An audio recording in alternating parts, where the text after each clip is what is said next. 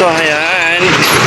And then, pauwi na tayo. So, na-late lang tayo mag-update ng ating kasadaan, guys, no? So, yung patong Bulacan is medyo traffic na traffic. So, karuwatan lang siguro yung traffic na yan. And then, of course, yung going to Monumente is okay yung sitwasyon, guys. Walang hassle, walang traffic. On the rack, on the floor. On the floor! Oh my God! No, Charis. So, ayan. Dito tayo sa SM.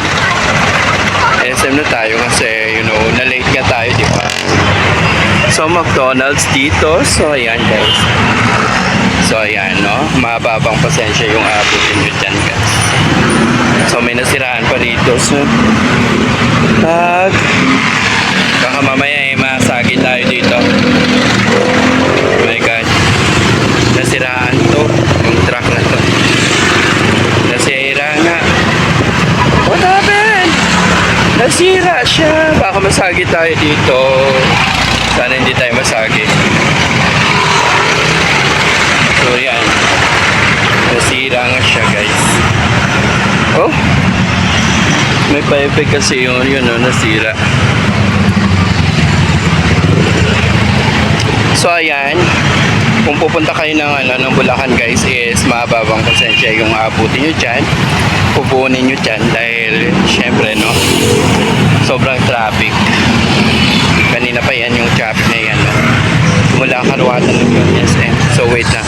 So ayan, pinatay natin muna kasi may tugtog nga, magkakaroon tayo ng copyright. So yung iba ay bumabalik na lang sa sobrang traffic nga po. So, araw ng Sabado ngayon, and of course, 6/13/26, no? So, ayan. Yung iba is bumabalik na lang, guys, sa sobrang traffic nga.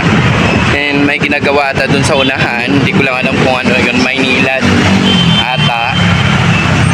So, ayan, papuntang Bulacan yan, ha? Sobrang heavy traffic.